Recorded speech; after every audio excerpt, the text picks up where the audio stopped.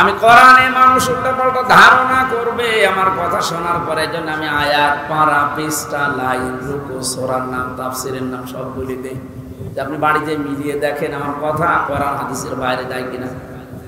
এরপরেও যে লোকটাই কথা বলেছে যে ওখানে ওয়াজ হবে না, তাফসীর হবে না, রাজনীতি হবে, রাজনীতি কি ওয়াজের বাইরে? রাজনৈতিক জীবনে যারা ভুল করছেন, কোরআন আর হাদিস বাদ দিয়ে যারা রাজনীতি করে জাহান্নামে যাচ্ছেন, আপনাকে তো আমার বাঁচানো লাগবে। আপনি আরো বন্ধু মনে করে আসবেন তাড়াতাড়ি না, উল্টা পাল্টা ফতোয়া দিয়ে নিজেও আসেন না, মানুষের মনোসন্দেহ তৈরি করেন।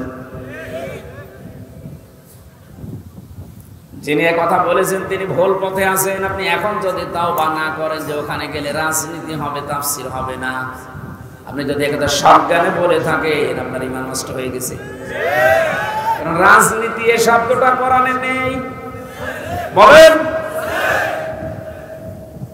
বাংলার মুসলমানেরা, আজকে এই ওয়াজটা যদি আপনি বাড়ি নিয়ে যেতে না পারেন, এরকম ওয়াজ 1 বছর পরে একদিন না, প্রতিদিন 24 ঘন্টা হলেও আপনার কোনো কাজ হবে না।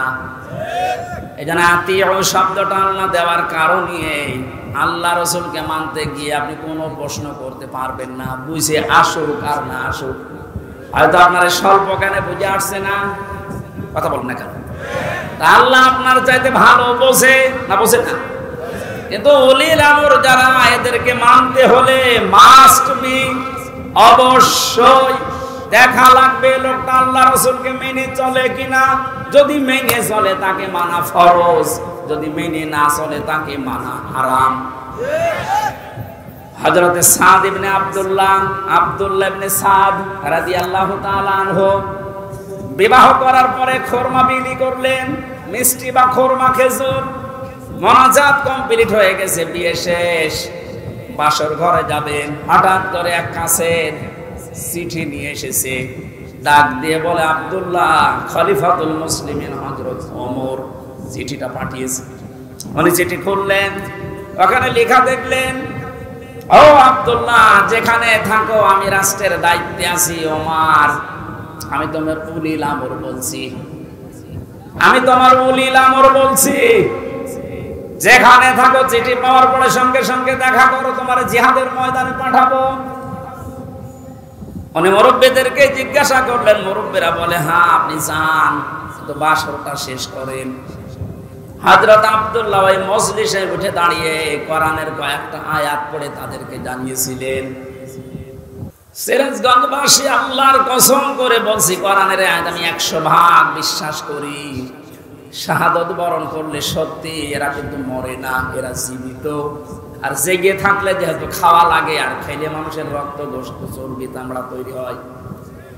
1 মাস পরে এই জন্য কবর ভেঙে যাওয়ার পরে দেখা যাচ্ছে ওর রক্ত, টাটকা রক্ত। তার মানে আল্লাহ 1 মাস তাকে না খাওয়িয়ে রাখে নাই। না খাওয়িয়ে রাখলে তো পাওয়া যেত না, কথা বলেন না কেন? একটা বাস্তব আর একটা প্রমাণ দিচ্ছি, হাদিস। হযরতে হামজা রাদিয়াল্লাহু তাআলা আনহু, তার একটা ছোট্ট মেয়ে ছিল। সে শহীদ হওয়ার পরে নবীজির কাছে এসে বলেছিল, ভাই আমার বাবা যে শহীদ হয়েছে, আপনার মুখে আমি শুনেছি কোরআনে আছে যে শহীদরা মরে না, জীবিত, ওরা নাকি জান্নাতে ঘুরে বেড়ায়। আমার বাবা যে শহীদ হয়েছে জীবিত, আমি এটা দেখতে চাই। নবীজি বললেন, বোন আমার কি করে দেখাবো এখানে তোমাকে? হঠাৎ করে ছোট মেয়েটা আকাশের দিকে তাকিয়ে বলছে, আব্বু আমি এখানে। নবীজি বলছেন, বোন কাকে ডাক দাও? বলছে, আব্বু ওই যে পাখা লাগিয়ে কার সাথে যেন উঠতেছে। বিশ্ব নবী বলেন, বোন আমার, ওটা দুনিয়া না, ওটা জান্নাতের ভেতরে তোমার বাবা জান্নাতের পাখি হয়ে উঠতেছে। এই লোকটাকে 70 টুকরা করা হয়েছিল। এক লজ্জা স্থান কেটে 3 টুকরা করেছে। বিভিন্ন জায়গায় ছড়িয়ে ছিটিয়ে দিয়েছে, উহুদের ময়দানে, পাহাড়ি এলাকায়। সাহাবায়ে কেরাম তার লাশ টুকরা টুকরা গুলো এনে যখন এক জায়গায় করলেন, কয়েকটা টুকরা পাওয়া যায়নি, এমন দূরে দূরে তারা ফেলে দিয়েছে। নবীজি নিজের চাদরটা দিয়ে হযরতে হামজাকে ঢেকে দিলেন। মাথা থেকে হাঁটু পর্যন্ত ঢেকেছিল, হাতিয়েছে টান, পার বেরিয়ে থাকে, ঢাকা যায় না। আল্লাহর নবী মুহাম্মদুর রাসূলুল্লাহ নিজে সাহাবীদেরকে দিয়ে পাহাড়ি এলাকার লতা পাতা দিয়ে তার পাটা ঢেকে দিলেন, কবরে রাখলেন। যেহেতু জানা তার জন্য কাফন দাফনের জন্য ধোয়ানোর কোনো লাশ ধোয়ানোর সিস্টেম নেই, শহীদরা মরে গেলে ধোয়ানো লাগে না, যেভাবে ইন্তেকাল করবে শাহাদত বরণ করবে ওইভাবেই কবর দেওয়া লাগবে, কারণ কিয়ামতের দিন উনি ওইভাবে আল্লাহর সামনে উঠে দাঁড়াবে। মঞ্চে বসা ওলামায়ে কেরাম, সামনে বসা মুসলমান ভাইরা, পর্দার আড়ালের সম্মানিতা মা এবং বোনেরা, প্রশাসনের ভাইরা, আর বলা লাগছে কারণ এটা না হলেও এখন চলছে। 5 তারিখের এই পর থেকে আজকের এই 1 তারিখ পর্যন্ত প্রায় 26-27 দিন হয়ে গেল। এই 26 দিনে যতগুলো অনুষ্ঠান করেছি একটাতেও কোনো পাহারাদার হিসাবে প্রশাসনের কাউকে লাগে না, অথচ কোনো জায়গায় বিশৃঙ্খলা হয়েছে আমি শুনিনি। তার মানে এর আগে এই যে 14 জায়গায় পারমিশনের নামে যে বিরক্ত করা হতো আমাদের, এটা একটা ষড়যন্ত্র। কোরআনে কারীম যেন মানুষ শুনতে না পারে, এর কাছে আসতে না পারে, তার একটা দুর্বিসন্ধি চলছিল। ওইভাবে যদি বারবার বিরক্ত করা হয়, মানুষ আস্তে আস্তে কোরআনের পথ থেকে সরে যাবে। এ বুদ্ধি দিয়েছিল উনি যে বলছিলেন আমার কুষ্টিয়ার একজন, এই লোকটা। এই 15 বছর বহু বুদ্ধি দিয়েছে, তার ভেতরে এই লোকটা একজন।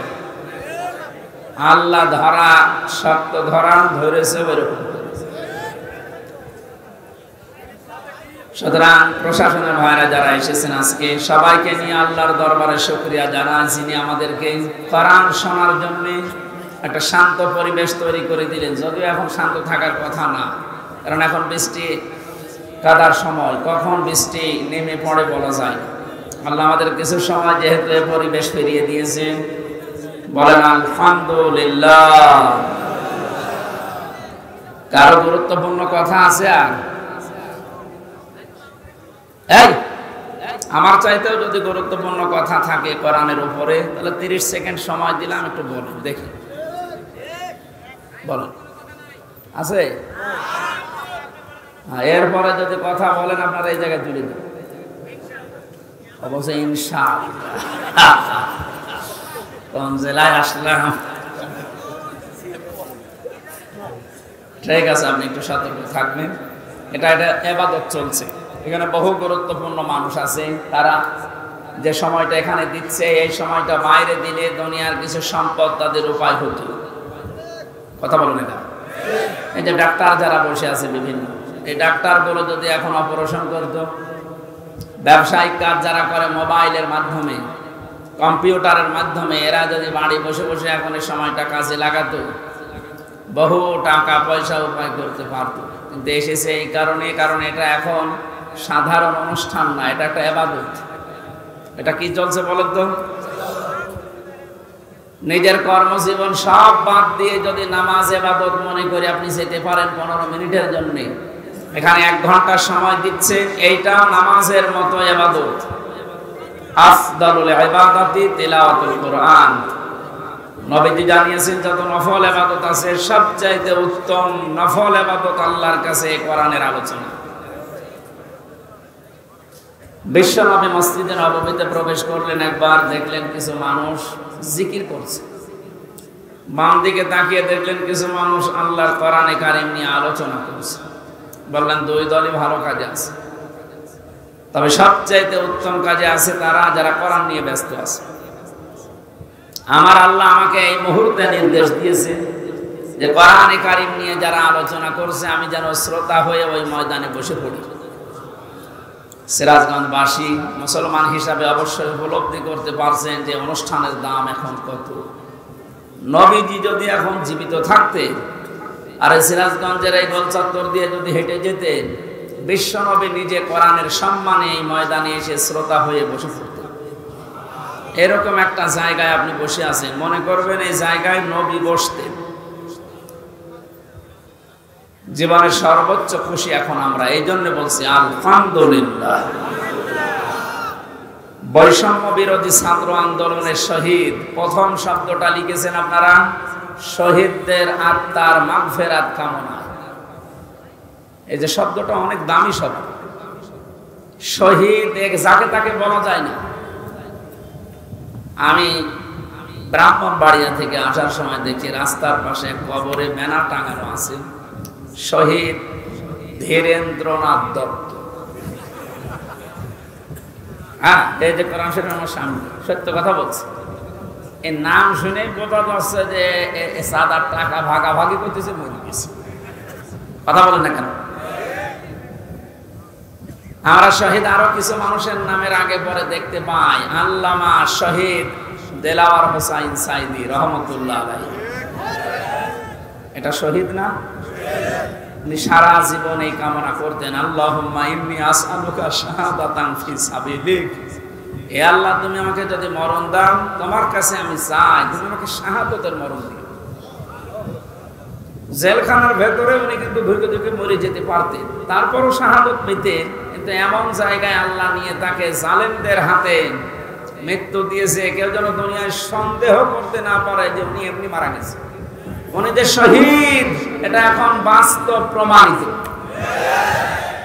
এর কয়েকটা প্রমাণের ভেতরে 1 নম্বরে উনি হাসপাতালে ঢোকার আগে যে হাসিটা দিয়েছিল, এটা কোনো রোগী মানুষের হাসি না। ওনাকে রোগী বানিয়ে মেরে ফেলা হবে এই কারণে ওখানে নিয়ে গেছে। সুতরাং শহীদ এই ব্যাপারে কথা বলতে হলে খুব হিসাব নিকাশ করে বলবেন। কোরআনে কারিমে আল্লাহ জানিয়েছেন, মুখ দিয়ে যেহেতু মানুষ কথা বলে, এজন্য মুখের উপরে নোটিশ দিয়েছেন, এই মুখ দিয়ে কথা বলবি না। ওয়ালা তাকুলু লিমান ইউকতালু ফি সাবিলিল্লাহি আমওয়াত বাল আহইয়াউ ওয়ালাকিন লা তাশউরুন। সূরা বাকারার 154 নম্বর আয়াতে আছে, তাফসীরে ফি জিলালিল কোরআনের ব্যাখ্যা আছে, আমি শুধু সামারাইজ করে একটু অল্প বলছি। আল্লাহ পাক বলেন, মুখ দিয়ে কথা কখনোই বলবি না। শুধু একজন দুইজন না, তাকুলু বহু বছর। কেউ এ কথা জীবনেও বলবি না যে যারা শহীদ হয়েছে, যারা মারা গেছে। যদিও কয়েকদিন আগে কয়েকটা ভিডিও দেখছিলাম, আহলে হাদিস, আহলে কোরআন বিভিন্ন নাম নিয়ে তারা এ কথা বলতে চাচ্ছিল বা বলিয়েছিল যে শহীদ আবু সাইদ নিজে বুক পেতে আত্মহত্যা করেছে, শহীদ হয়নি। আমি গতকালকে আবু সাইদের কবর দেখে আসলাম। কত বর্ষ দিন।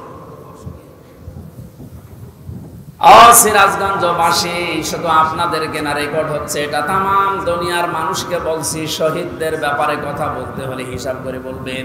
কারণ আল্লাহ নিজে এটা মুখের উপরে নোটিশ জারি করে দিয়েছেন, কথা বলা যাবে না। বাল আহইয়া, আল্লাহ বলেন ওরা জীবিত। ওরা কি? ওয়ালাকিন লা তাশউরুন, কিন্তু তোমরা টের পাও না। শহীদ আবু সাইদের এই আত্মদান, জীবন দানের মাধ্যমে যত মানুষ উদ্বুদ্ধ হয়েছে, যার কারণে আজ এখানে বসে আমরা কথা বলতে পারছি। আপনি কি মনে করেন ময়দানটা এত সহজ? না। আজকের এই অনুষ্ঠানের জন্য কারো পারমিশন লাগে নাই, অথচ 5 তারিখের আগে অনুষ্ঠান করতে 14 জায়গায় বলা লাগতো। যাদের সাথে ঘৃণায় কথা বলা যায় না, মানুষ মনে করা যায় না, এই মানুষের কাছে বলা লাগতো, ভাই একটু লিখে দেন। কথা বলেন না কেন? আমি কেন বললাম যে ঘৃণা লাগতো ওদের সাথে কথা বলতে? আমি এমনি বলি নাই। কোরআনে কারীম জানিয়েছে, ইন্নাল্লাযীনা কাফারু মিন আহলিল কিতাবি ওয়াল মুশরিকিনা ফি নারি জাহান্নামা খালিদিনা ফিহা উলাইকা হুম শাররুল বারিয়া।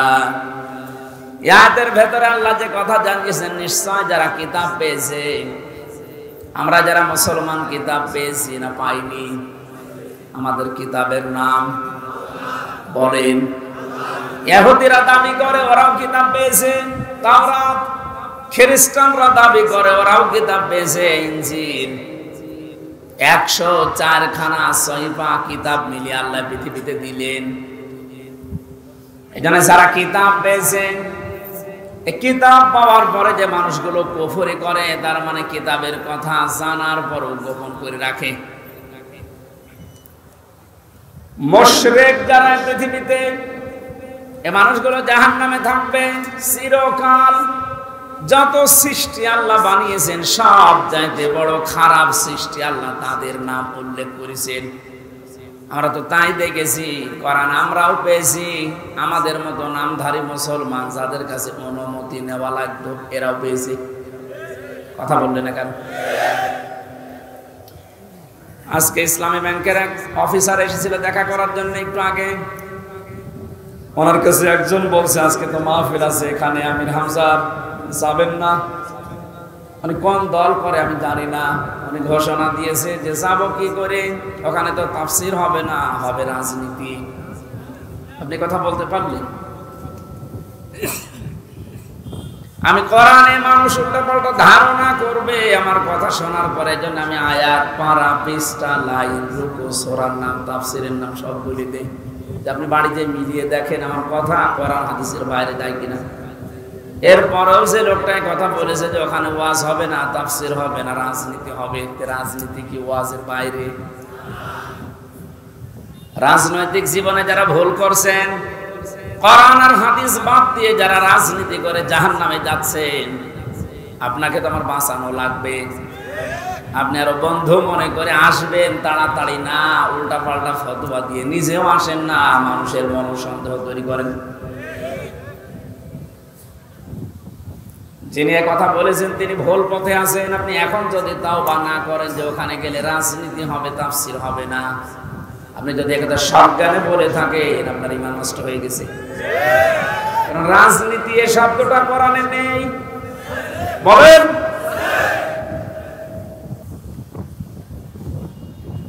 শুধু তাসবিহ আদায় করার জন্য, শুধুমাত্র নামাজ পড়ার জন্য, জিকির করার জন্য যদি আল্লাহ আমাদেরকে বানাতেন, তাহলে পুরা কোরআন শরীফে প্রায় 9 জায়গায় কথাটা আছে, সাব্বাহা লিল্লাহি মা ফিস সামাওয়াতি ওয়া মা ফিল আরদ। আসমান আর জমিনে যা আছে সব সৃষ্টিগুলো আমি আল্লাহর তাসবিহ আদায় করছে। তো মানুষকে সৃষ্টি করার পরে তারাও তাসবিহ আদায় করছে, কথা আল্লাহ কোরআনে দেয়নি। মানুষকে আল্লাহ কেন দিয়েছেন এই পৃথিবীতে? ইন্নী জাইলুন ফিল আরদি খলিফা, অবশ্যই জমিনে আমি প্রতিনিধি পাঠাবো, খলিফা। কি পাঠাবো? বলেন বলেন। কেন সৃষ্টি জগতের নাম বললেন? যে জমিন আসমানে যা আছে সবাই আল্লাহর তাসবিহ পড়ছে।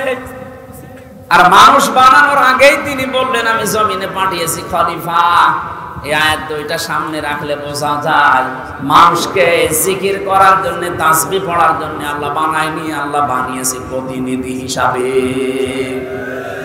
আপনি প্রতিনিধি হিসাবে যদি এসে থাকেন, আপনার যদি ওই যোগ্যতা না থাকে, তাহলে প্রতিনিধি আপনাকে অবশ্যই নির্বাচিত করা লাগবে। কথা বলে না কেন? এটা প্রতিনিধি নির্বাচিত করা লাগে। আল্লাহ যেটা করে দেখিয়েছেন, এদিকে তাকান, এই নির্বাচিত, নির্বাচন, এই শব্দগুলো কোরআনে কারীম থেকে নেওয়া। আল্লাহ পাক বলেন, হুয়া জিতাবাকুম ওয়া মা জাআলা আলাইকুম ফিদ-দীনি মিন হারাজ। তিনি আল্লাহ যিনি তোমাদেরকে নির্বাচিত করেছেন। কি করেছেন? নির্বাচিত কখন করা হয়? যখন নির্বাচন হয়। 15 বছর তো নির্বাচনই হয়নি, তো নির্বাচিত কিভাবে হলো? তার মানে যারা ছিল সব অনির্বাচিত।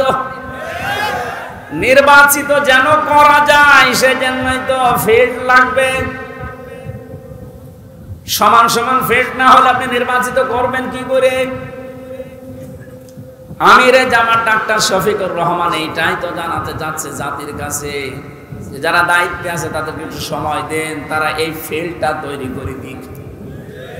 এটা ছিল না বলেই তো আপনি আন্দাজে অনির্বাচিত, নির্বাচিত বলে আপনি ঘোষণা দিতেন।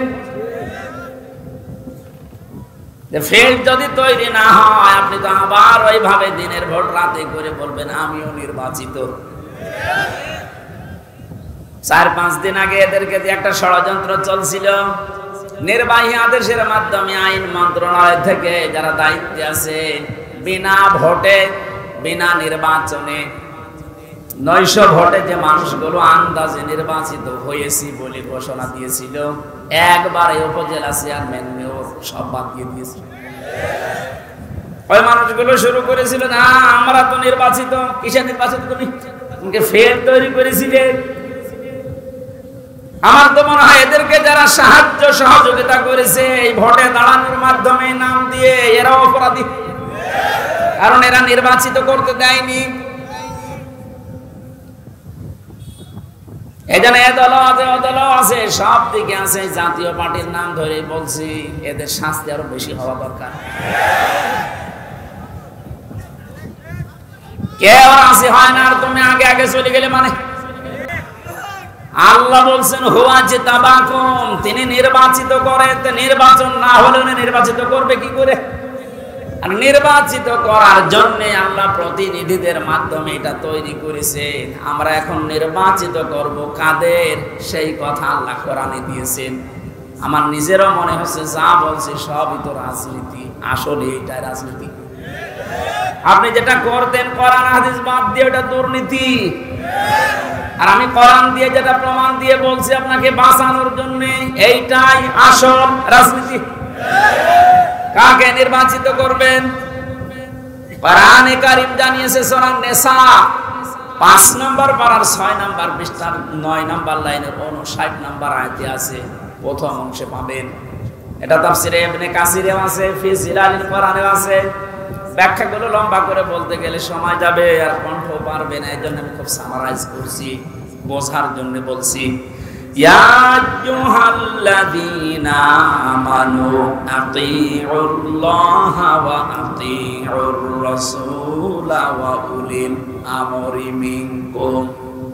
এখানে আলেম বসে আছে, যারা এখানে বসেন কোরআন হাদিস তারা একটু খেয়াল করবেন, যারা বসেন না তারা আরে অ্যাক্টিভ হবেন, যেন বাড়িতে মিলাতে পারেন। আল্লাহ ডাক দিয়েছেন ইমানদারেরা, আমার আনুগত্য করো, আমার রাসূলের আনুগত্য করো। আর তোমাদের ভেতরে যারা উলিল আমর, নেতৃত্ব দেয়, নেতা যারা, তাদেরকে মেনে চলো। প্রশ্ন আমার এখানে, আতিউ এটা ফেল, ভার্ব, এটা ক্রিয়া। এই শব্দটা আল্লাহ নিজের নামে রাসূলের নামে দিয়েছেন, কিন্তু উলিল আমরের আগে দেয়নি। এই কথা বলেন এখানে।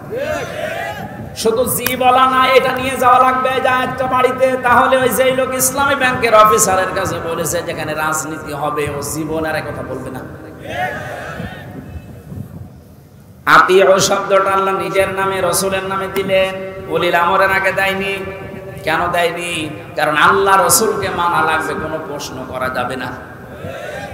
কথা বলেন না কেন? কিন্তু উলিল আমর যদি মেনে চলতে হয়, যেহেতু ওনারা আল্লাহকে তো আপনি এখানে পাচ্ছেন না, রাসূলকে পেয়েছিলেন কিন্তু এখন নেই, কিয়ামত পর্যন্ত তিনি আসবেন না, কিন্তু উলিল আমর তো আসবে। এই জন্য উলিল আমরকে যদি আপনি মেনে চলতে চান, দেখতে হবে উপরে বর্ণিত এই দুইটা আছে কিনা, আল্লাহ রাসূলকে ওই লোকটা মেনে চলে কিনা। আপনি যাকে নেতা মানবেন, যার নেতৃত্বে চলবেন, যাকে আপনি নির্বাচিত করবেন, আমি এই শব্দগুলোকে বানাচ্ছি। হুয়া জিতাবাকুম, এ জিতেবা মানে নির্বাচিত করা। নির্বাচন না হলে নির্বাচিত করা যায় না। আল্লাহ তাহলে নির্বাচনের মাধ্যমে নির্বাচিত করেছেন আমাদেরকে। কোটি কোটি মানুষেরা উম্মত হওয়ার জন্য আশা পেশ করেছিল, আকাঙ্ক্ষা, কিন্তু আল্লাহ তাদের বাছাই করেনি। আল্লাহ শুধু আমাদের মতো মানুষগুলোকে উম্মতে মুহাম্মদী নির্বাচিত করেছেন। সুবহানাল্লাহ বলতে পারেন। মুসা নবীর মতো, ঈসা নবীর মতো এত বড় পাওয়ারফুল নবীরা আকাঙ্ক্ষা করেছিল যে আমরা নবী হয়েছি ভালো, কিন্তু নবী না হয়ে যদি মুহাম্মদ রাসূলুল্লাহ উম্মত হতে পারতাম তারপরও ভালো হতো। আল্লাহ বলেন না, একজনেরটা কবুল হয়েছিল হযরত ঈসার, এজন্য তিনি আসবেন দুনিয়ায় আবার নবী হয়ে না, উম্মত হয়ে। মুসা নবীর মতো এত বড় নবীর দোয়া কবুল আল্লাহ করেননি যে না তোমারটা হবে না। আপনি টের পাচ্ছেন যে নির্বাচিত হয়ে আমরা কত দামি জায়গায় আছি। বাংলার মুসলমানেরা আজকে এই ওয়াজটা যদি আপনি বাড়ি নিয়ে যেতে না পারেন, এরকম ওয়াজ 1 বছর পরে একদিন না, প্রতিদিন 24 ঘন্টা হলেও আপনার কোনো কাজ হবে না। এখানে আতিউ শব্দটা আল্লাহ দেওয়ার কারণে আল্লাহ রসুলকে মানতে গিয়ে আপনি কোনো প্রশ্ন করতে পারবেন না, বুঝে আসুক আর না আসুক।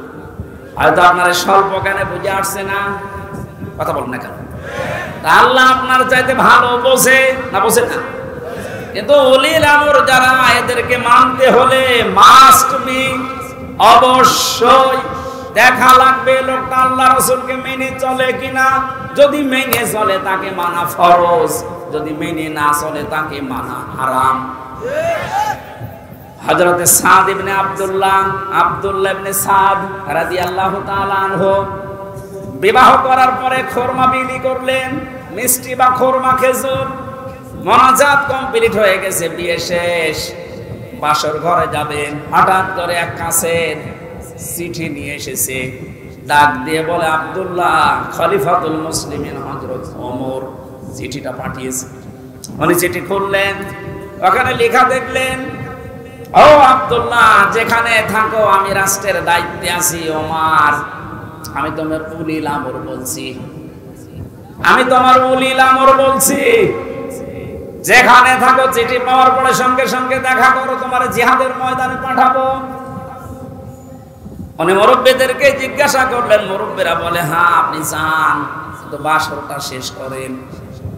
হযরত আব্দুল্লাহ ওই মজলিসে উঠে দাঁড়িয়ে কোরআনের কয়েকটা আয়াত পড়ে তাদেরকে জানিয়েছিলেন, ইয়া আইয়ুহাল্লাযীনা আমানু মা লাকুম ইযা ক্বিলা লাকুম ইনফিরু ফি সাবিলিল্লাহি সাকালতুম ইলাল আরদ আরাদিতুম বিল হায়াতিদ দুনিয়া মিনাল আখিরাহ ফামা মাতাউল হায়াতিদ দুনিয়া ফিল আখিরাতি ইল্লা কলিল।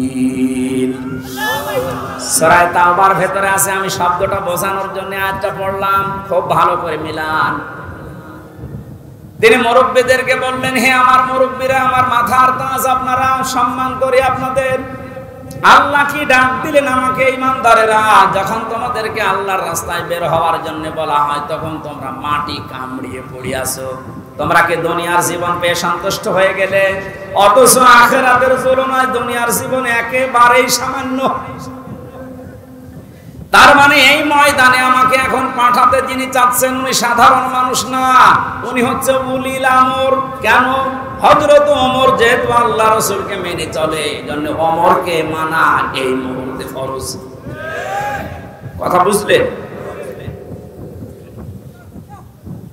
আজ আমাদের বাস্তবতা যদি আমরা এভাবে মিলাতে পারতাম যে আল্লাহ রাসূলকে যে মেনে চলে আমরা তাকে নির্বাচিত করব, আল্লাহ রাসূলকে যে মেনে চলে না ও আমার বাবা হলে ওকে আমি নির্বাচিত করব না, কারণ এটা দুনিয়ার বিষয় না, এটা সম্পর্ক আখিরাতের সাথে।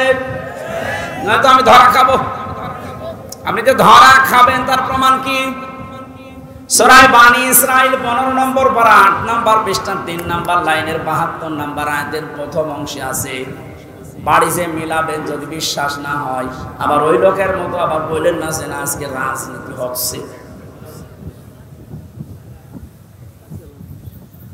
ইয়াওমা নাদউ কুল্লা উনাসিন বিইমামিহিম। আল্লাহ পাক বলেন কিয়ামতের দিন আমি প্রতিটি মানুষকে বিচারের দ্বিতীয় স্টেপে, প্রথম স্টেপে ডাকবে একা একা, আর দ্বিতীয় স্টেপে প্রতিটি মানুষকে আল্লাহ ডাক দেবে তার নেতার সাথে। কার সাথে? আগে নেতা, এরপরে কর্মী। এটা রেকর্ড হয়ে সারা বাংলাদেশে কালকে ছড়িয়ে যাবে। 18 কোটি মানুষের দায়িত্ব নিয়ে এখন আমি বলছি, কান খাড়া করেন দেশের মানুষেরা। কোরআনের চোখ, হাদিসের চোখ লাগিয়ে দেখতে পাচ্ছি আপনি জাহান্নামে যাচ্ছেন। আপনার নিজের বিবেকের কাছে বলেন তো, কিয়ামতে প্রতিটি মানুষকে আল্লাহ যেহেতু তার নেতার সাথে তুলবে, যেই নেতার আদর্শ আপনি মেনে চলেন, যাকে নির্বাচিত করবেন বলে আপনি ভোট দেওয়ার সিদ্ধান্ত নিচ্ছেন, আপনি নিজে থেকেই বলেন ওই লোকটা যদি কিয়ামতে আপনার সামনে দাঁড়ায় আপনি তার পেছনে। আল্লাহ তো আগে ওকে দেখবে, এরপর আপনাকে। আপনার কি মনে হয় ওর যা অবস্থা, ওর যা চরিত্র, ওর যা সুরত সিরাত, ওরে দেখলে আল্লাহ মাফ করবে বলে মনে হয়? দেখলেন অবশ্যই না, তো এখন ধরা খাবে।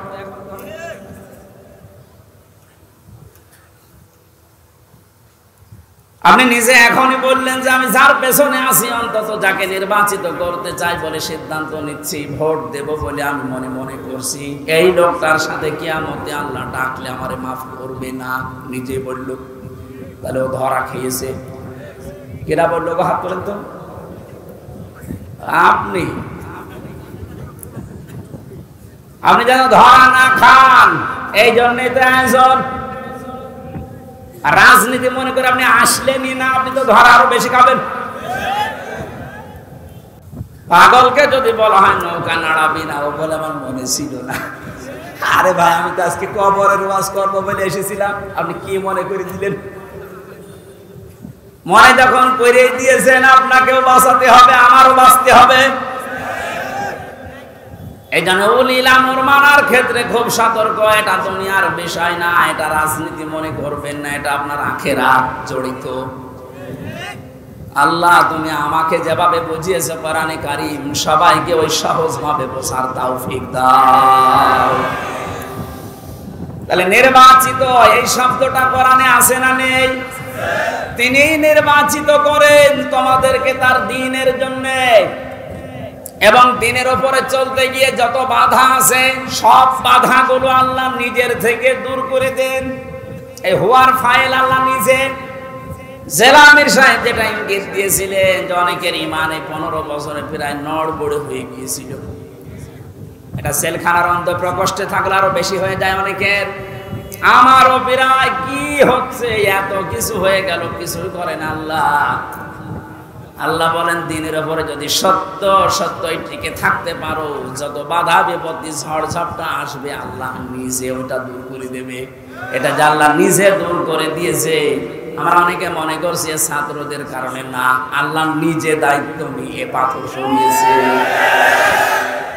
ছাড়া এ পাথর সরানোর জন্য শুধু ছাত্ররা না, আল্লাহ যদি নিজে দয়া না করতো কখনো জালেম পালাতো না। ওর মনের ভেতরে আল্লাহ এত ভয় তৈরি করে দিয়েছেন, দলীয় লোকগুলোকে বলিয়ে যাবে সে সময় পায়নি। মাঝখান থেকে এই পাগল এখন বিপদে আছে। আমার মনে হচ্ছে পাগলগুলো বেশি অত্যাচার করেছিল এই যে হারুন আঙ্কেল।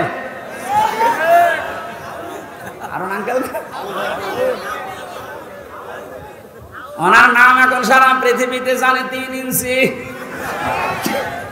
কি নাম দিয়েছে, মহিলারাও 3 ইঞ্চির খবর নেই। মেয়ে লোক সেও বলে 3 ইঞ্চি ধরা পড়েছে।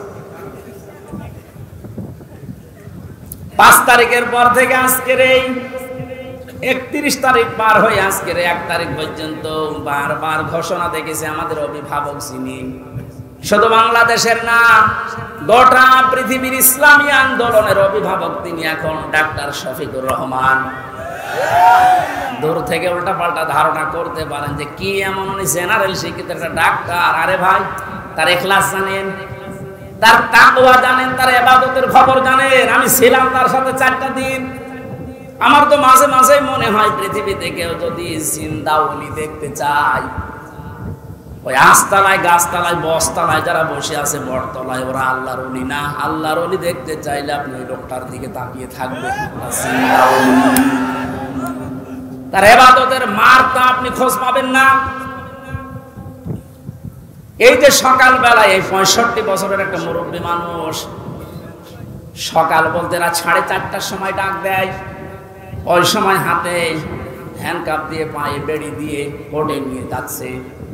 তবে 1-2 কিলোমিটার না, এই কাশিমপুর থেকে একেবারে কোর্ট পর্যন্ত যাওয়া আসা করতে প্রায় 7-8 ঘন্টা সময় লেগে যায়। এত কষ্ট স্বীকার করে রাত 8টা, 9টা, 10টার সময় ওনারা নিয়ে আসতো।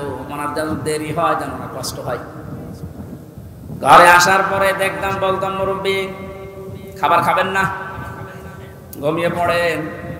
আমার বলছে হামজা ঘুমাও। যদি পাশেই ছিলাম, মাঝে মাঝে জিজ্ঞাসা করতাম যে এত কষ্ট করে আসলেন, ঘুমাবেন না? আমারে বলছে ঘুমাও, আমি এখন কিছু সময় আল্লাহর জিকির করব, দরুদ শরীফ পড়ব। 2-2.5 ঘন্টা ঘুমিয়ে, যে মানুষটা রাত 9:30 10টার সময় কোর্ট থেকে এসে 2 ঘন্টা 2.5 ঘন্টা পর্যন্ত ঘুমিয়ে এরপরে তাহাজ্জুদের নামাজে, হাফেজ কিনা আমি জানি না, যতটুকুই পড়তো এরপরে সেজদায় পড়ে যেত। 40-45 মিনিট 1 ঘন্টা দেখি সেজদায় পড়ে আছে। ভোর পর্যন্ত যার সাদা দাড়িগুলো সাদা, চুল সব সাদা হয়ে গেছে, টপ টপ করে পানি পড়তো, শুধু হাত তুলে সেজদার পরে বসে আছে। আমার তো সেজদা লাগে 1.5 মিনিট 2 মিনিট, আর ওনার সেজদা লাগতো 45 মিনিট 1 ঘন্টা, 1.5 ঘন্টা কেটে দিতে এক সেজদার। আমার 12 রাকাত তাহাজ্জুদ মিলে মাত্র 1.5 ঘন্টা ওনার এক সেজদায় চলে যেত। বাকি তাকওয়ার খবর তো বাস্তবে আপনি টের পাননি। প্রতি সোমবার বৃহস্পতিবার রোজা রাখার নিয়ম, কয়জন মহারথী আছে এখানে আমল করে? সারাটা জীবনে আমল করতে করতে আসতেছে, খালি ধারণা করা দূর থেকে কি জানে, এত ডাক্তার মানুষ, তার যে এলেমের বহর, একটা জেনারেল মানুষ হয়ে কোরআনে কারিম এরকম গভীর গভীর কথা বলা আমি বিশ্ববিদ্যালয়েও পাইনি। আরে ভাই, আমি তো ভার্সিটিতে শেষ করে আসলাম, আমাদের বহর তো আমি দেখেছি। ডাক্তার মানুষের কাছে থেকে কোরআনে কারিমের শব্দের এত গভীরে যেতে পারতেন আমি দেখেছি বাস্তবে, যে জীবনে ওই রকম কথা আমি কোনোদিন শুনি নাই। অনার্স মাস্টার্স করেছিলাম, এক একটা শব্দ যখন বলতেন এমন এমন শব্দের অর্থ নিয়ে আসতেন যে কোনোদিন কল্পনা আসে না যে শব্দের ভেতরে থাকতে পারে। দিনের উপরে চলতে গিয়ে কোন বাধা আল্লাহ নিজের থেকে দূর করে দেয়, রাখেন না। এটা আমি আগে জানতাম না, ওই সময় জেনেছি। আল্লাহ পাক বলেন, তোমাদেরকে যেহেতু আল্লাহ নির্বাচিত করেছে লক্ষ লক্ষ কোটি কোটি উম্মত থেকে, সুতরাং তোমাদের দাম কম না, অনেক বেশি। তোমাদের পরে ঝড় ঝাপটা বিপদ আপদ আসবে আল্লাহ জানে, কিন্তু আসলে আল্লাহ থাকতে দেবে না, স্থায়ী হতে দেবে না। আল্লাহ নিজে দায়িত্ব নিয়ে ওই ঝড় ঝাপটা বিপদ আপদ তার নিজের দায়িত্বে দূর করে দেবে। আল্লাহ এইটাই করে দিয়েছে। এই কথা বলে না কেন? না, 15 বছরে কত মহারথী তো চেষ্টা করলো, সব চেষ্টায় প্রায় বিফল হয়ে গেছে। ছাত্র আন্দোলনের নামে যারা নেমেছিল এ মানুষগুলোর সাথে মাস্ট বি আল্লাহ আবাবিল পাঠিয়েছিল। জালেমদের মনের ভেতরে আল্লাহ ভয় তৈরি করে দেন। এ দায়িত্ব কার? আরো জোরে। এটা তৈরি করেন কাদের কারণে? যে মানুষগুলোর ভেতরে ইখলাস আছে যত বেশি, তাকে দেখলে জালেমরা ভয় পায় তত বেশি। আমরা 15 বছর অনেক জালেমকে ভয় পেয়েছি তার অত্যাচারের কারণে, আর আমিরে জামাতকে এখনো জালেমরা ভয় পায় তার তাকওয়ার কারণে।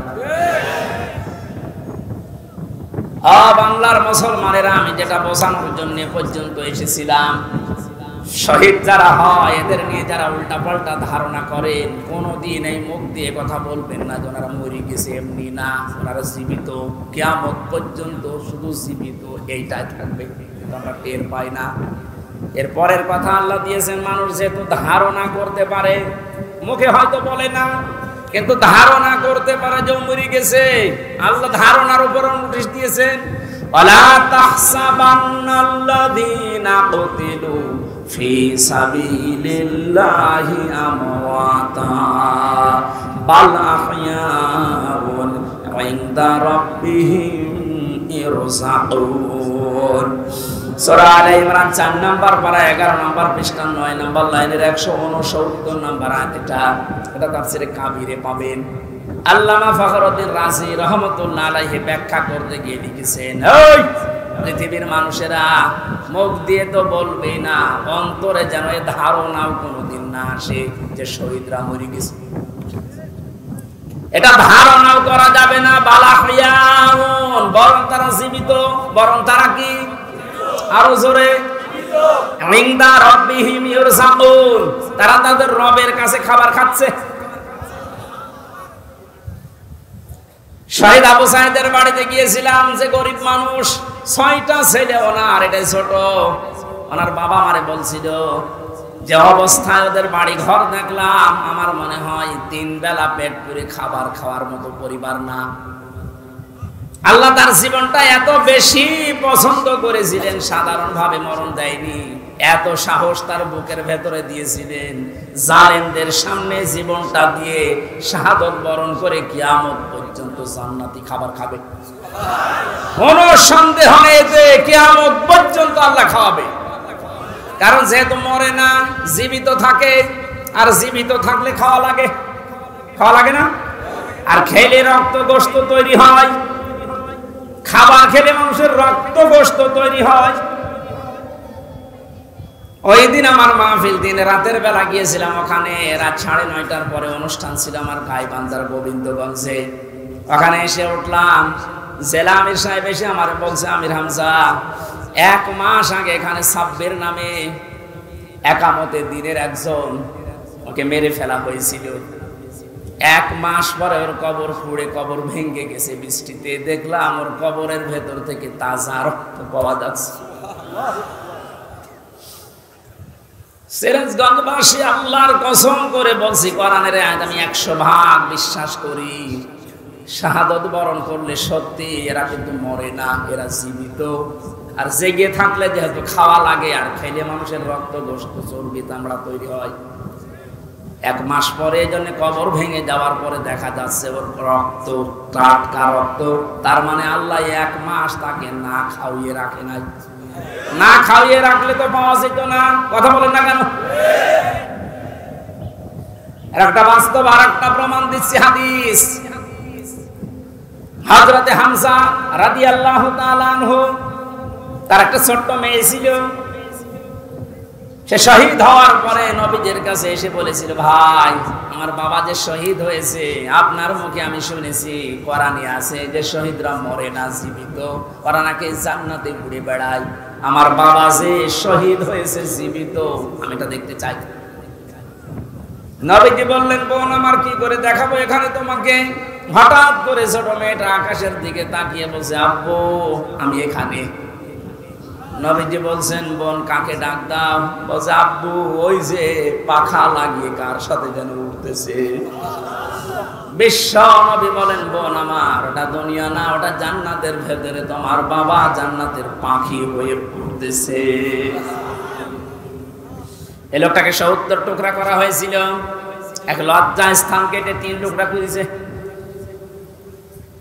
বিভিন্ন জায়গায় ছড়িয়ে ছিটিয়ে দিয়েছে, উহুদের ময়দানে, পাহাড়ি এলাকায়।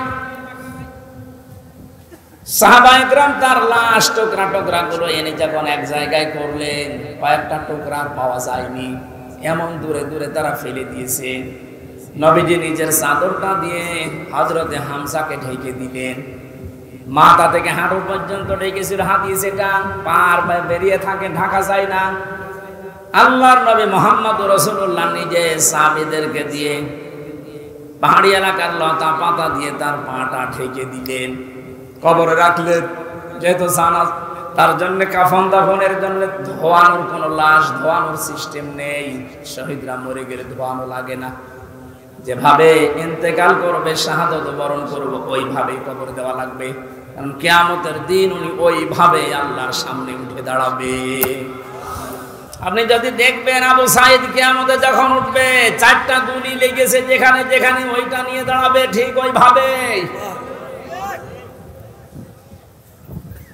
আল্লাহ জিজ্ঞাসা করবে, আবু সাঈদ তোমার শরীরে এতগুলো গুলি, রক্তের দাগ কেন? বলবে, আমি সালেমদেরকে হটানোর জন্য, মানুষের অধিকার প্রতিষ্ঠার জন্য চেষ্টা চালিয়েছিলাম। শেষ পর্যন্ত সালেমরা আমার বুকে, আমার পেটে, আমার মুখের উপরে গুলি লাগিয়েছে। যে সমস্ত জায়গায় গুলি লেগেছে, ওই জায়গাগুলো একেবারে জিন্দা নিয়ে তোমার সামনে আমি হাজির হয়ে গেছি। হযরতে হামজাকে আল্লাহর নবী কবরে রাখলেন। এই ডিস্টার্ব হচ্ছে কেন? ডাক দিয়ে বলেন হামজাকে, রব্বুল আলামিন, এই যে আমার চাচাকে আমি কবরে রাখলাম, এখন পর্যন্ত আমার চাচার উপরে আমি রাজি আছি, খুশি আছি। মাবুদ, আমি তোমার গোলাম হয়ে বলছি, তোমার রাসূল হয়ে দাবি করছি, আমার চাচা হামজার উপরে তুমি রাজি হয়ে যাও। নবীজি বলেন, যদি আমি রাজি হয়ে গেছি, আল্লাহ তুমি রাজি হয়ে যাও, আল্লাহ দেরি করবে? দেরি যে করে নাই, আয়াত তার প্রমাণ তাফসিরে পেয়েছি আমি। ওনাকে কবর দেওয়ার 30 বছর পর কবরটা ভেঙে গিয়েছিল। মদিনায় একটা ঢল হওয়ার কারণে দেখে রক্ত ভেসে আসতেছে পানির ভেতরে। ওই সময় হযরতে হামজার সাথে যারা ছোট বয়সে যুদ্ধ করেছিল তারা এখন মুরব্বী হয়ে গেছে। রক্ত অনুসন্ধান করতে করতে গিয়ে দেখে 30 বছর আগে মুহাম্মদুর রাসূলুল্লাহর চাচা হযরতে হামজাকে ওরা যেখানে যেখানে আঘাত করেছিল তরবারি দিয়ে, ওই জায়গাগুলো দিয়ে ফিনকি দিয়ে রক্ত বের হচ্ছে। বাংলার মুসলমানেরা ভালোভাবে মিলান, আল্লাহ যে আহইয়াউন দিয়ে শেষ করেননি, ইনদা রাব্বিহিম ইরজাকুন, তারা তো জীবিত এবং খাবার খায়। উনি যে খাবার খেয়েছে তার প্রমাণ 30 বছরের তাজা রক্ত। কথা বলেন না কেন?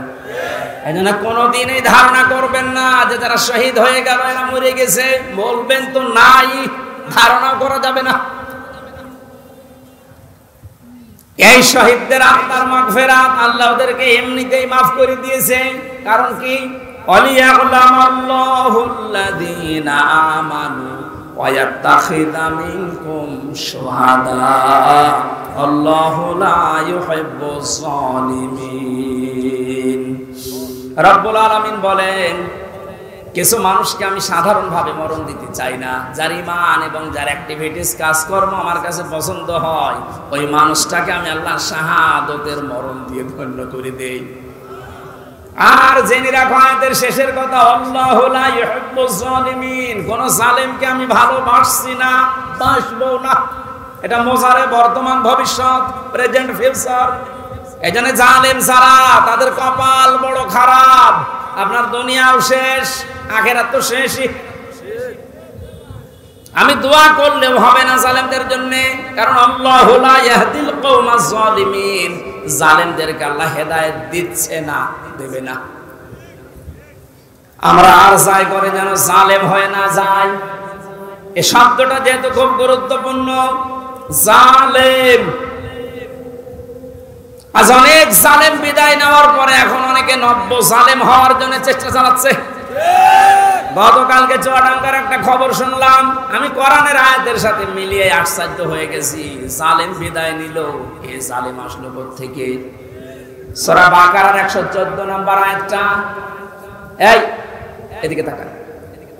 অমান আযলামু মিম্মান মানাআ মাসাজিদাল্লাহি আইয়ুযকারা ফীহা ইসমুহু ওয়া সাআ ফী খারাবিহা ইলা আখিরি আয়াত।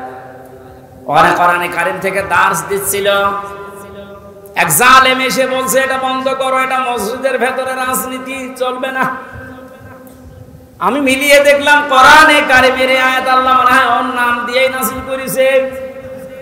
আমান আযলাম, আল্লাহ বলেন বড় জালেম দেখতে চাও?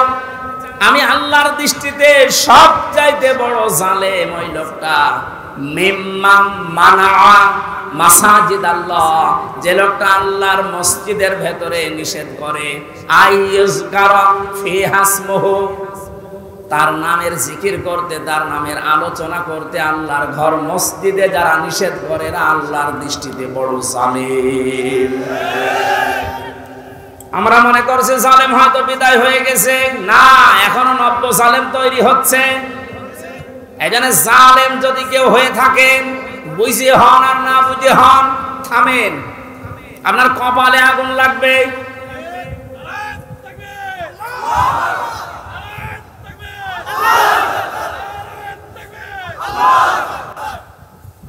এটা সূরা শুআরার ভেতরে আছে, শেষ নাম্বার আয়াত। আল্লাহ বলেন অতি শীঘ্রই জালেমরা তাদের পরিণতি, তাদের আশ্রয়স্থল দেখতে পাবে। এই জালেমরা যেমন আজ দেখতে পাচ্ছে, এত বড় দরবেশ কেউ দেখলাম জুলুম করার ফল কি? দাড়ি কেটেও বাঁচতে পারে না। আল্লাহ বলেন জালেমদেরকে আমি ধরি, কারণ জালেমের বিরুদ্ধে আমার মামলা। কার মামলা? শব্দটা লক্ষ্য করেছেন? জালেমের বিরুদ্ধে হামজা মামলা দেবে না, জালেমের বিরুদ্ধে মামলা দেবে কে? ডাক্তার শফিকুর রহমান আজকেও ঘোষণা দিয়েছে কুষ্টিয়ায় যে আমরা সবাইকে সাধারণ ক্ষমা করে দিলাম, কিন্তু যে পরিবারগুলো অত্যাচারিত হয়েছে তারা যদি এখন অত্যাচারের প্রতিশোধ নিতে গিয়ে কিছু করে, ওইটার জন্য আমরা দায়ী না। শব্দটা তো আসলে ঠিক।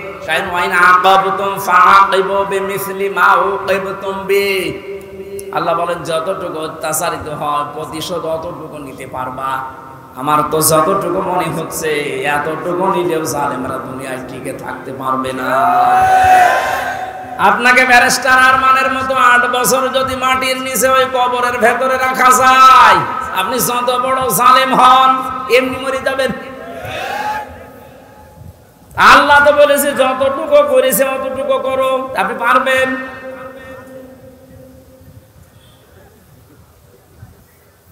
আমার উপরও যতটুকু অত্যাচার হয়েছিল আমি চাই যাদের দ্বারা হয়েছে, যে মানুষগুলোর ইঙ্গিত হয়েছে, আমি ওই মানুষগুলোকে অতটুকু না করে ছাড় দেব না।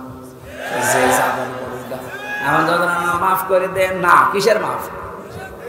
কোন মাফ নেই আপনার, কারণ আমার ছোট মেয়েটা আমার এখনো পর্যন্ত চিনি না। দোষ করে যদি আপনি শাস্তি দিতেন আমি মেনে নিতাম, কিচ্ছু জানি না আপনি কেন আমার জীবনে এই কাজ দিলেন। আর যেভাবে রেখেছিলেন আমাকে আর মাওলানা মামুনুল হককে, কোন আলেমকে এত কষ্ট আমার বাংলাদেশে আমি আর শুনি নাই।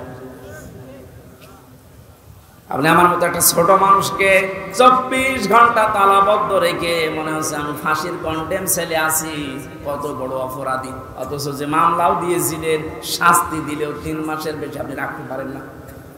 এটা মূল্য চুরি মামলা। জালেমদেরকে মাফ করে দেওয়া মানে মজলুমের উপরে অবিচার করা।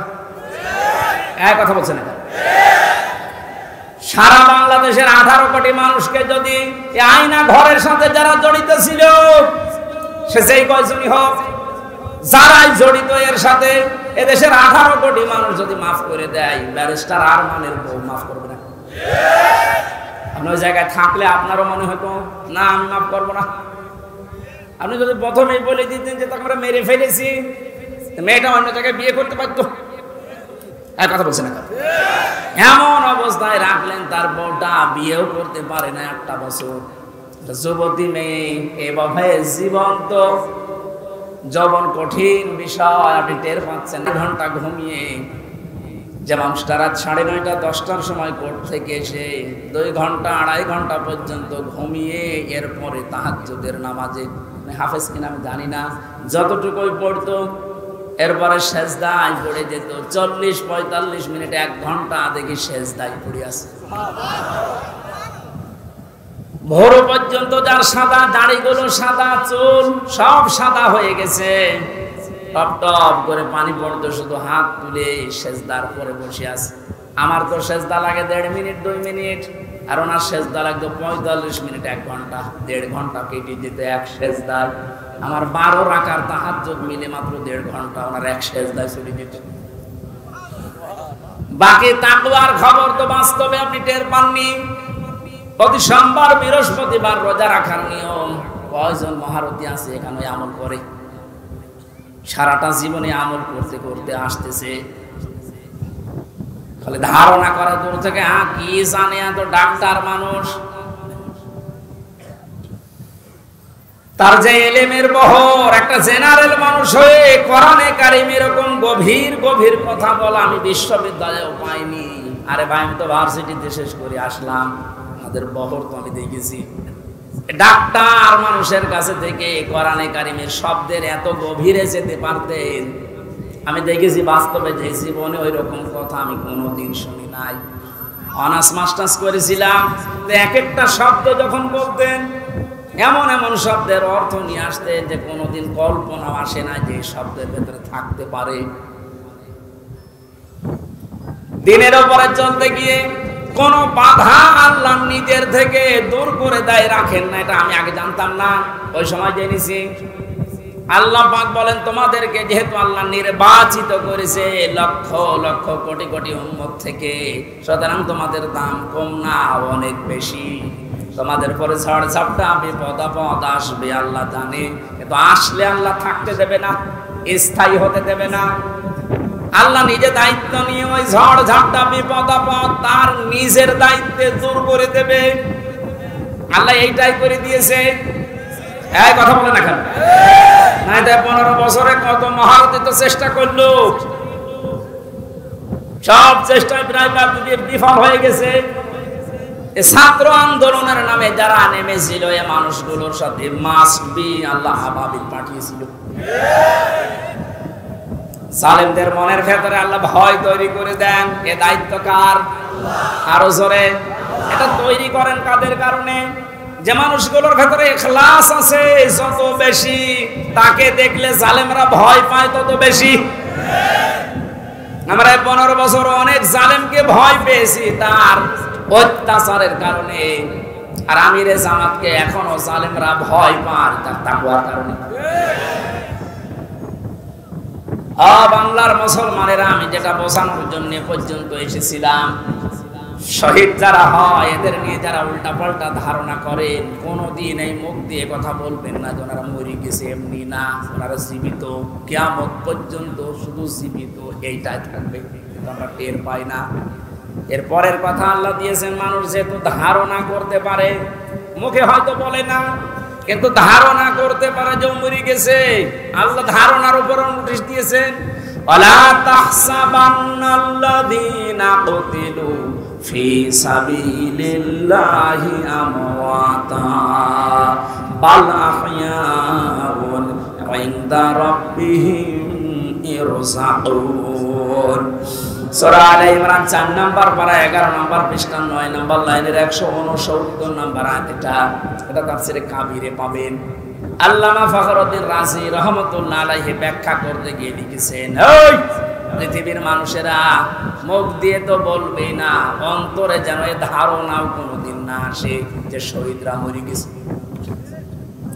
এটা ধারণাও করা যাবে না। বালাহিয়াউন, বরং তারা জীবিত, বরং তারা কি? আরো জোরে। ইনদা রাব্বিহিম ইরযাকুন, তারা তাদের রবের কাছে খাবার খাচ্ছে। শহীদ আবু সাঈদের বাড়িতে গিয়েছিলাম, যে গরিব মানুষ, 6টা ছেলে ওনার, এটাই ছোট। ওনার বাবা আমারে বলছিল যে অবস্থায় ওদের বাড়ি ঘর দেখলাম, আমার মনে হয় 3 বেলা পেট পুরে খাবার খাওয়ার মতো পরিবার না। আল্লাহ তার জীবনটা এত বেশি পছন্দ করেছিলেন, সাধারণভাবে মরণ দেয়নি, এত সাহস তার বুকের ভেতরে দিয়েছিলেন, জালেমদের সামনে জীবনটা দিয়ে শাহাদত বরণ করে কিয়ামত পর্যন্ত জান্নাতি খাবার খাবে। কোনো সন্দেহ নেই যে কিয়ামত পর্যন্ত আল্লাহ খাওয়াবে। কারণ যেহেতু মরে না, জীবিত থাকে, আর জীবিত থাকলে খাওয়া লাগে, খাওয়া লাগে না? আর খেলে রক্ত গোশত তৈরি হয়, খাবার খেলে মানুষের রক্ত গোশত তৈরি হয়। ওই দিন আমার মাহফিল, দিন রাতের বেলা গিয়েছিলাম ওখানে, রাত 9:30টার পরে অনুষ্ঠান ছিল আমার গাইবান্ধার গোবিন্দগঞ্জে। ওখানে এসে উঠলাম, জেলা আমির সাহেব এসে আমার বলছে, আমির হামজা, 1 মাস আগে এখানে সাব্বির নামে একামতে দিনের একজন, ওকে মেরে ফেলা হয়েছিল। 1 মাস পরে ওর কবর পুড়ে, কবর ভেঙে গেছে বৃষ্টিতে। দেখলাম ওর কবরের ভেতর থেকে তাজা রক্ত পাওয়া যাচ্ছে। আল্লাহ বলছেন, হুয়া জিতাবাকুম, তিনি নির্বাচিত করেন। নির্বাচন না হলে উনি নির্বাচিত করবে কি করে? আর নির্বাচিত করার জন্য আল্লাহ প্রতিনিধিদের মাধ্যমে এটা তৈরি করেছেন। আমরা এখন নির্বাচিত করব কাদের, সেই কথা আল্লাহ কোরআনে দিয়েছেন। আমার নিজেরও মনে হচ্ছে যা বলছে সবই তো রাজনীতি, আসলে এটা রাজনীতি। আপনি যেটা করতেন কোরআন হাদিস বাদ দিয়ে, ওটা দুর্নীতি। আর আমি কোরআন দিয়ে যেটা প্রমাণ দিয়ে বলছি আপনাকে বাঁচানোর জন্য, এইটাই আসল রাজনীতি। কাকে নির্বাচিত করবেন? কোরআনে কারীম জানিয়েছে সূরা নিসা 5 নম্বর পারার 6 নম্বর পৃষ্ঠার 9 নম্বর লাইনের 59 নম্বর আয়াতে আছে, প্রথম অংশে পাবেন। এটা তাফসীরে ইবনে কাসিরেও আছে, ফি জিলালিল কোরআনেও আছে। ব্যাখ্যাগুলো লম্বা করে বলতে গেলে সময় যাবে, আর কণ্ঠ পারবে না, এই জন্য আমি খুব সামারাইজ করছি, বোঝার জন্য বলছি। ইয়া আইয়ুহাল্লাযীনা আমানু আতিউল্লাহা ওয়া আতিউর রাসূলা ওয়া উলিল আমরি মিনকুম। এখানে আলেম বসে আছে, যারা এখানে বসেন কোরআন হাদিস তারা একটু খেয়াল করবেন, যারা বসেন না তারা আরে অ্যাক্টিভ হবেন যেন বাড়িতে মিলাতে পারেন। আল্লাহ ডাক দিয়েছেন ইমানদারেরা আমার আনুগত্য করো, আমার রাসূলের আনুগত্য করো। আর তোমাদের ভেতরে যারা উলিল আমর নেতৃত্ব দেয়, নেতা যারা, তাদেরকে মেনে চলো। প্রশ্ন আমার এখানে আতিউ, এটা ফেল ভার্ব, এটা ক্রিয়া। এই শব্দটা আল্লাহ নিজের নামে রাসূলের নামে দিয়েছেন, কিন্তু উলিল আমরের আগে দেয়নি।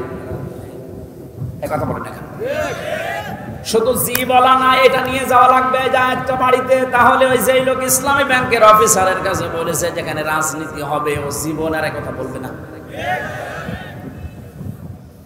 আতিউ শব্দটা আল্লাহ নিজের নামে রাসূলের নামে দিলেন, উলিল আমরের আগে দেয়নি। কেন দেয়নি? কারণ আল্লাহ রাসূলকে মানা লাগবে, কোনো প্রশ্ন করা যাবে না। কথা বলেন না।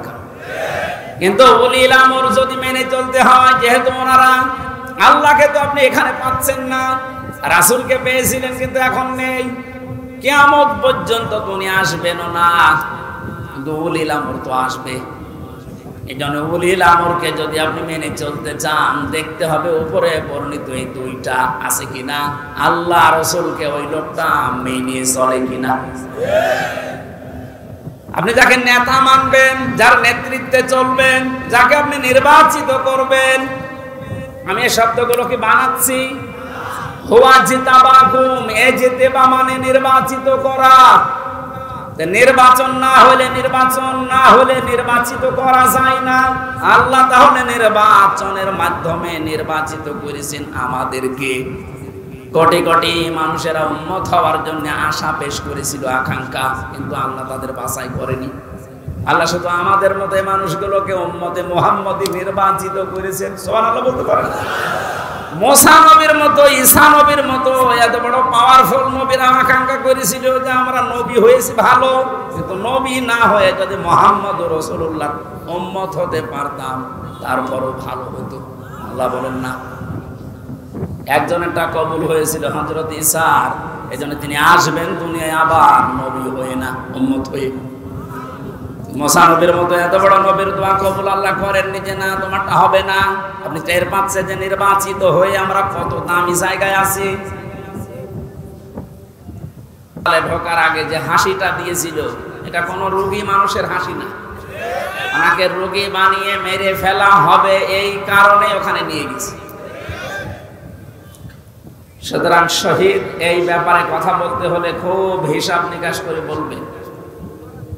কোরআনে কারিমে আল্লাহ জানিয়েছেন, মুখ দিয়ে যেহেতু মানুষ কথা বলে, এজন্য মুখের উপরে নোটিশ দিয়েছেন, এই মুখ দিয়ে কথা বলবি না। ওয়ালা তাকুলু লিমান ইউকতালু ফি সাবিলিল্লাহি আমওয়াত বাল আহইয়াউ ওয়ালাকিন লা তাশউরুন। সূরা বাকারার 154 নম্বর আয়াতে আছে, তাফসীরে ফি জিলালিল কোরআনের ব্যাখ্যা আছে, আমি শুধু সামারাইজ করে একটু অল্প বলছি। আল্লাহ পাক বলেন মুখ দিয়ে কথা কখনোই বলবি না, শুধু একজন দুইজন না, তাকুলু বহু বছর, কেউ এ কথা জীবনেও বলবি না যে যারা শহীদ হয়েছে, যারা মারা গেছে। যদিও কয়েকদিন আগে কয়েকটা ভিডিও দেখছিলাম, আহলে হাদিস, আহলে কোরআন বিভিন্ন নাম নিয়ে তারা এ কথা বলতে চাচ্ছিল বা বলিয়েছিল যে শহীদ আবু সাইদ নিজে বুক পেতে আত্মহত্যা করেছে, শহীদ হয়নি। আমি গতকালকে আবু সাইদের কবর দেখে আসলাম, কত বর্ষ দিন। সিরাজগঞ্জবাসী, শুধু আপনাদেরকে না রেকর্ড হচ্ছে, এটা তামাম দুনিয়ার মানুষকে বলছি, শহীদদের ব্যাপারে কথা বলতে হলে হিসাব করে বলবেন, কারণ আল্লাহ নিজে এটা মুখের উপরে নোটিশ জারি করে দিয়েছেন, কথা বলা যাবে না। বাল আহইয়া, আল্লাহ বলেন ওরা জীবিত, ওরা কি ওয়ালাকিন লা তাশউরুন, কিন্তু তোমরা টের পাও না।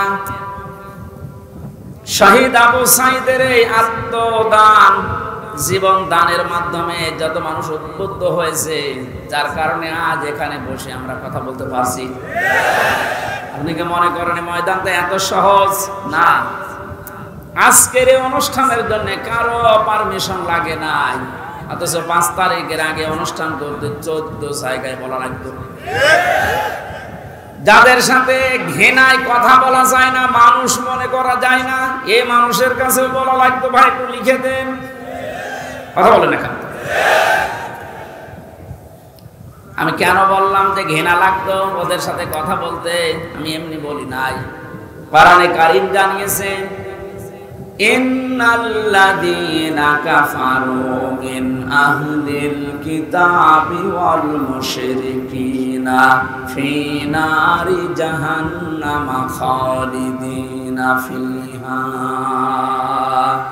উলাইকা হুম শাররুল বারিয়া।